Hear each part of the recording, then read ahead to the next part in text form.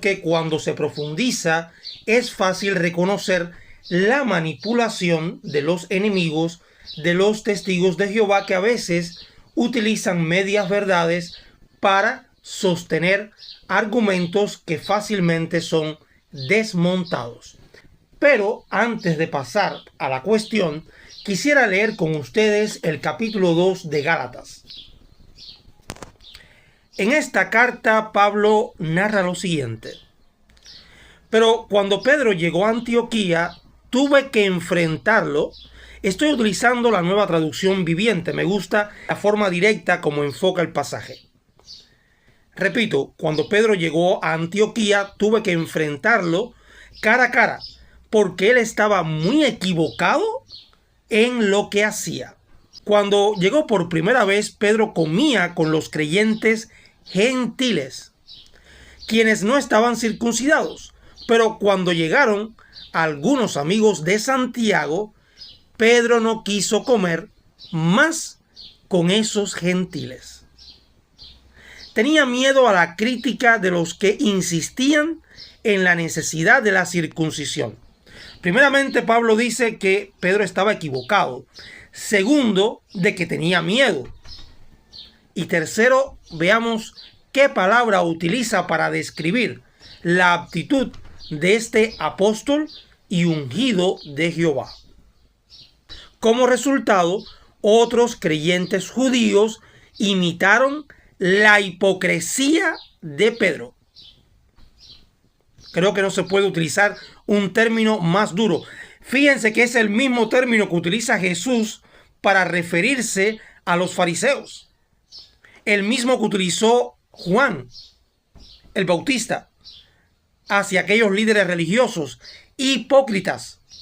Pedro estaba adoptando la misma actitud de aquellos fariseos. Sí, un miembro del cuerpo gobernante del primer siglo y un ungido de Jehová. Tuvo miedo, estaba equivocado y actuó de forma hipócrita. Y no solamente él, sino que también arrastró a otros judíos a la misma actitud hipócrita. El texto afirma, recuerden que es Gálatas 2:11 en adelante: como resultado, otros creyentes judíos imitaron la hipocresía de Pedro, e incluso Bernabé se dejó llevar por esa hipocresía. Por lo tanto, a veces se suele señalar a Pedro, sí, pero otros con cargos de responsabilidad, otros que tenían ya cierto prestigio dentro de la congregación cristiana, como era el caso de Bernabé, también se dejó arrastrar por una actitud hipócrita y equivocada. Ungidos de Jehová. Por eso, cuando hace unos días un hermano se acerca a mí mediante un WhatsApp y me envía esta información preocupado, mi primera reacción no fue de alarma ni de ¿qué? No, para nada. Eureka, son seres humanos imperfectos los miembros del cuerpo gobernante de los testigos de Jehová. Eureka, no son papas, que cuando ejercen cátedra supuestamente son infalibles. Para los testigos de Jehová, y quiero que esto quede bien claro, porque de hecho muy pocos testigos también se equivocan en este asunto y ven a los que están arriba ejerciendo algún cargo de responsabilidad como seres que ya han sido glorificados en los cielos junto a Cristo y que ya están gobernando. No, para nada. Lo único infalible aquí en la tierra que tenemos de forma física es la palabra de Dios, la Biblia. Ni una atalaya es infalible, ni una despertar es infalible. Ninguno de los libros escritos por la sociedad Watchtower o publicados por la sociedad Watchtower son infalibles. Lo único infalible es la palabra de Dios, la Biblia. Por lo tanto, es comprensible que a lo largo de la historia de los testigos de Jehová encontremos errores, contradicciones dentro de las publicaciones, y por eso es que son rectificadas una y otra vez. Por ello, no entiendo a veces a esos críticos de los testigos de Jehová que dicen, pero mira, aquí la Despertar decía una cosa y aquí dice otra y se contradicen. No estamos hablando de la Biblia. Yo pudiera encontrar en una obra, por ejemplo, de William Barclay, de A.T. Robertson, 10,000 errores, 10,000 contradicciones. Eso no quiere decir que William Barclay o A.T. Robertson sean farsantes. Bueno, la Atalaya y Despertar son ayudas para entender algunos pasajes de la Biblia, por lo tanto, como ayudas pueden tener equivocaciones, errores, porque no son infalibles. Y lo mismo sucede con los que elaboran ese alimento espiritual.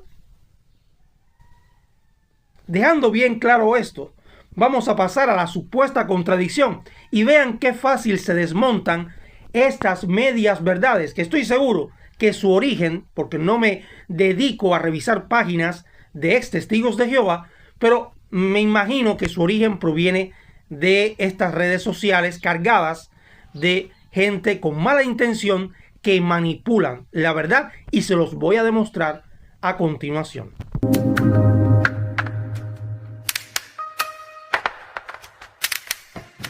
En una adoración matutina basada en Hebreos 11:15 y titulada ¿Qué harás si te llega un cambio de asignación?, el hermano Jeffrey Jackson afirma que en 2003 fue invitado a una asignación en Nueva York y se sintió, noten las expresiones, enojado, decepcionado, pues nunca quiso servir en Estados Unidos. Sin embargo, en su biografía publicada, y que puede leer todo el mundo, en JW, él afirma que aquella asignación fue un sueño hecho realidad.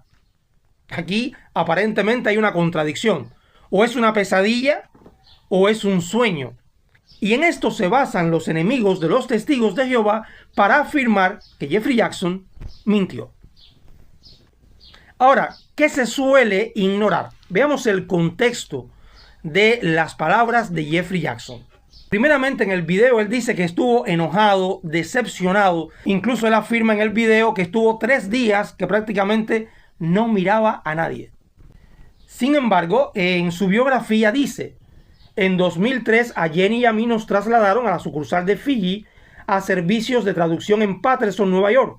Fue un sueño hecho realidad. Pero lo correcto es seguir leyendo. ¿Por qué era un sueño hecho realidad? Pasamos a formar parte de un departamento que ayuda a los equipos de traducción de todo el mundo.